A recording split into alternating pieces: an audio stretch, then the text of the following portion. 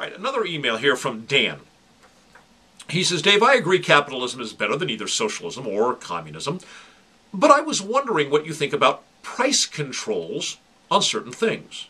I'm not sure if even I am firm on this, but off the cuff, I think it would be nice if the basic necessities of life weren't the most expensive.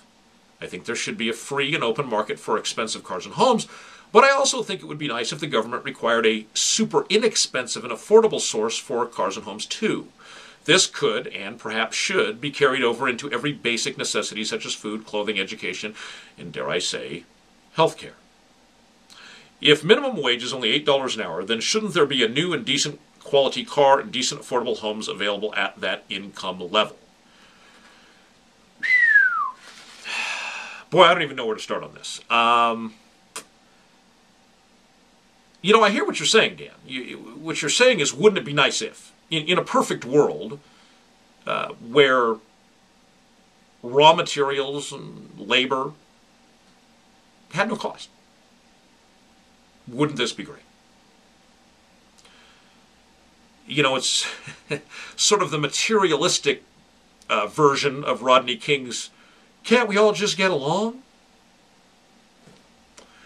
The problem is, how do you do this? I mean, obviously, it's a beautiful wish, okay?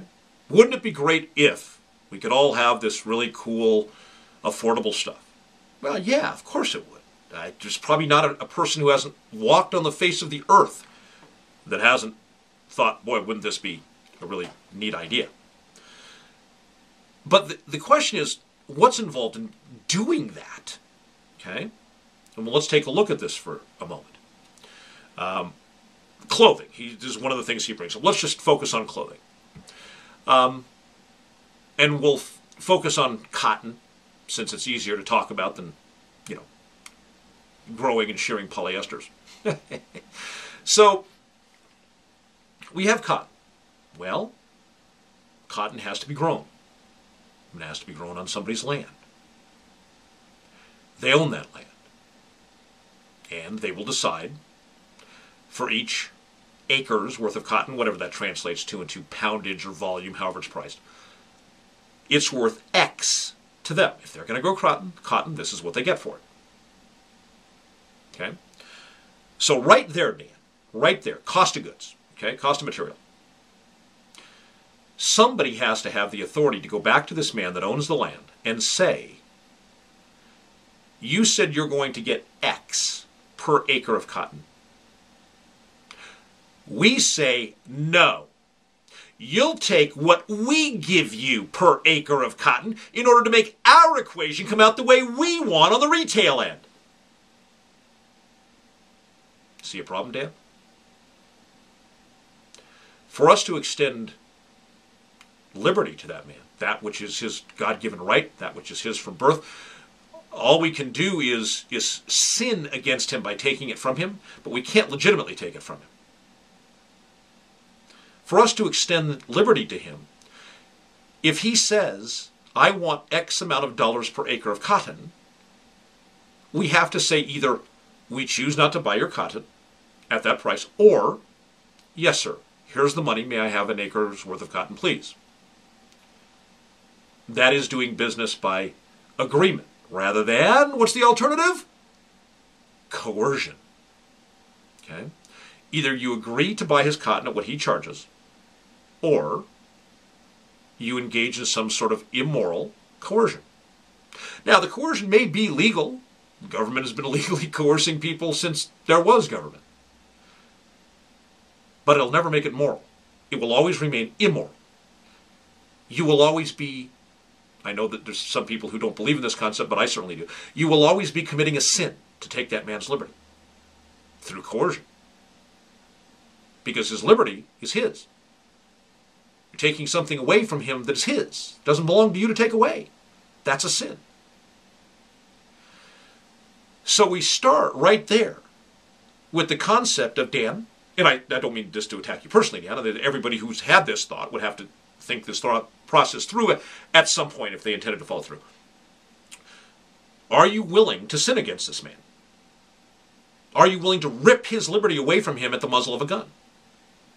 Now, we've just talked about the material of the clothing, cotton. When we get back, we'll talk about a few other elements, and we'll see how far this process can go and actually achieve the goals that Dan's talking about. I'm Dave Champion. Please stay with me. I'll be back right after these words. Alrighty, we are back talking about Dan's email, where he talked about, wouldn't it be nice if we had price controls that would make the ordinary things of life, the necessities of life, cheaper, more cost-effective to get. And I just finished in the last segment talking about using cotton as an example. Let's move on to production. I had chosen, by the way, that he had mentioned several things, and I chose clothing since it's the easiest to illustrate. So let's move on. The cotton then goes to a mill where it has to be made into fabric. So it goes to the mill, and the person who wants to produce the fabric says to the mill owner, how much will you charge me to take this amount of cotton, whatever it is, and make it into this kind of material? Because, of course, it can be made thicker, thinner, looser weave, tighter weave, whatever. Okay. And of course, then we have the whole dye process. And for the sake of argument, we'll say that the mill is then going to dye it and keep things a little bit more streamlined.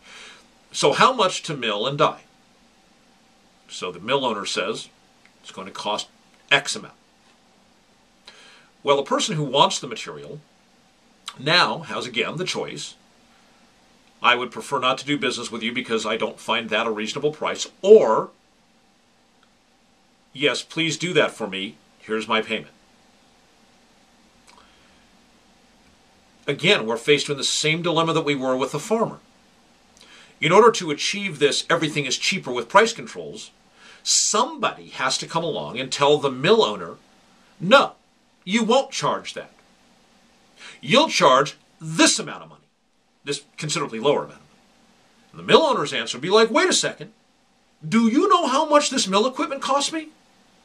Do you know what my payroll is for my employees? I've got lease payments on the equipment, and I've got payroll, and I've got insurance, and I've got this, and I've got that. Okay, I'm paying a mortgage on the building. I'm paying a lease on the materials. I'm paying payroll on the workers. I'm paying general liability insurance. I'm paying this, and on and on and on. And for me to do that amount of cotton and still turn a profit, because otherwise you're just stealing from the man, right? Take something and give him nothing, you're stealing, yes? He says, I have to charge you X. So when somebody comes along and says, no, no, no, no, you will not get X. You'll get, we'll only give you 60% of X. First of all, where do they get that moral authority? Dan, you couldn't do that in a private transaction, right? If you say you wanted to buy, I don't know, a computer, a laptop, and you found somebody on Craigslist, and so you went and met with them, you looked at the laptop, you said, how much? And they said, $800. You said, no, you'll take 5. The guy said, well, I'm not willing to take 5. You will take 5 or I'm going to beat the crap out of you. Dan, would you have the moral right to do that? No. Of course not. And I know you know that. Your wouldn't it be nice if scenario, which I totally get, requires you or somebody working in your name to tell the people, you'll take 500 or we're going to beat the crap out of you, or we're going to put you in jail.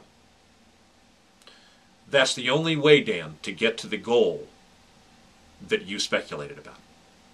My friends, the immortal words of Thomas Paine, it is the duty of the patriot to protect his country from its government. Thank you so much for spending what I know is your very valuable time with me here today. God bless each and every one of you. Have a fantastic evening, and I'll be back with you again tomorrow. Take care.